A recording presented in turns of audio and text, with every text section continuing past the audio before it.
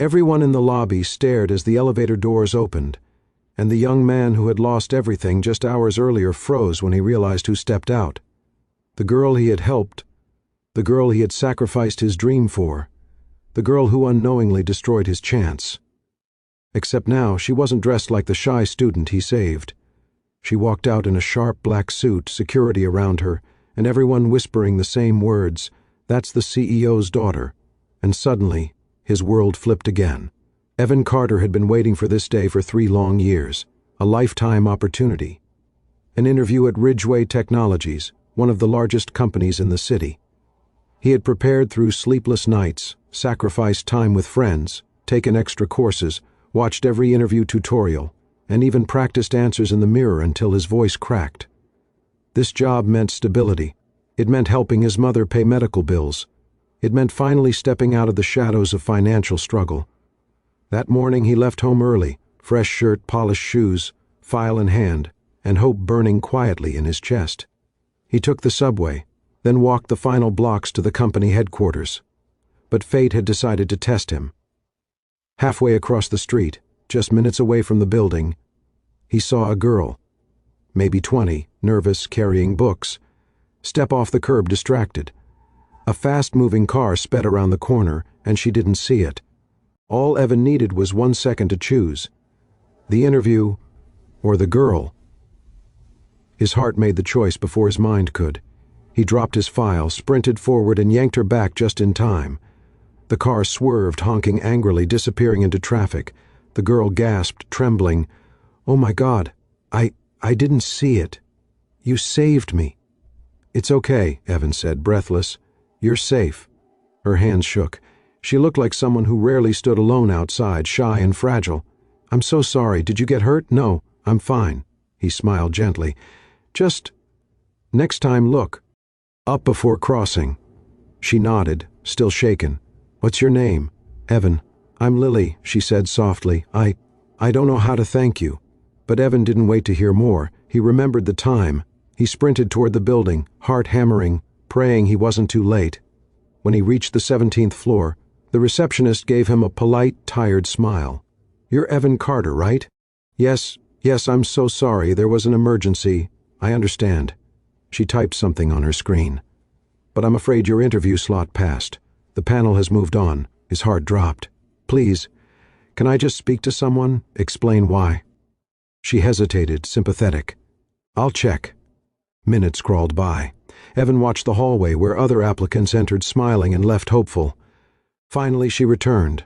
"I'm sorry. The hiring manager says the process is strict. You were 10 minutes late. They cannot consider you." Evan felt the floor disappear under him.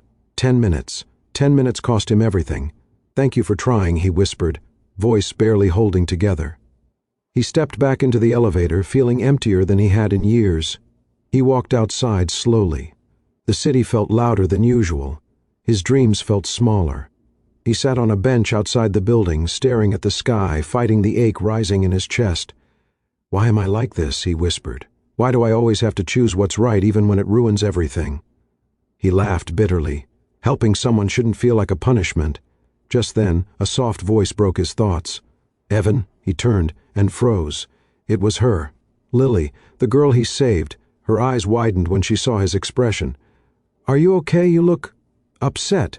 Evan exhaled slowly. There was no point hiding it. "I lost my interview. I was late." Lily's face fell. "Because of me?" "Hey," Evan said quickly, "don't think that. You needed help. Anyone decent would have done what I did, but still, you saved my life, and I ruined your chance." Her voice cracked. "Slightly. I feel terrible." He forced a small smile.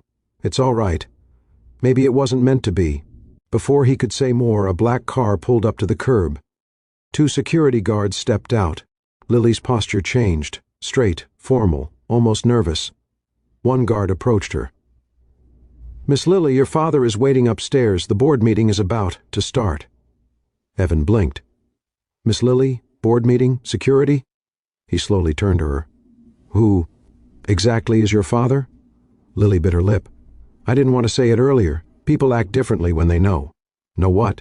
She looked down. "My father is Charles Atwood, the CEO of Ridgeway Technologies." Evan's breath caught. The CEO's daughter, the girl he saved, the reason he was late, the reason he lost the interview. Unbelievable. I'm sorry I didn't tell you, she whispered. I just wanted to thank you properly. Evan didn't know how to react. Shock flooded his mind. It's okay, you didn't have to.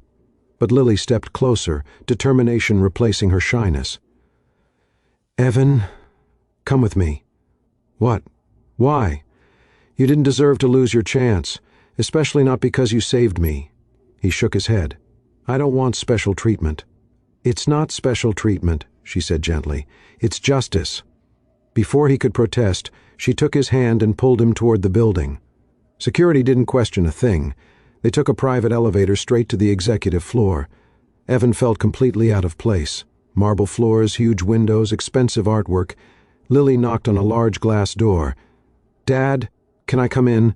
A deep voice responded, of course. They entered. Charles Atwood, tall, powerful, intimidating, sat behind a massive desk. His eyes went straight to Evan, assessing him in a single glance. Dad, Lily said, this is Evan. He saved my life today. The CEO's expression shifted. Serious, surprised, grateful.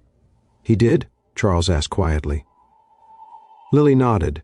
If it wasn't for him, I might not be standing here. Charles stood and extended his hand to Evan. Young man, thank you. Evan shook it cautiously.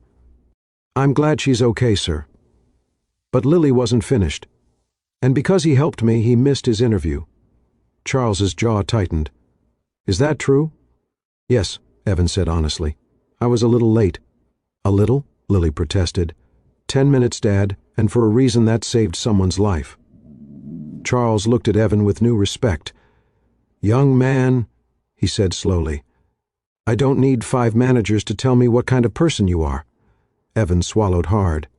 Integrity, Charles continued, is something you cannot teach. Skill? We can train, but character. That's priceless. Lily smiled proudly like she knew this was coming.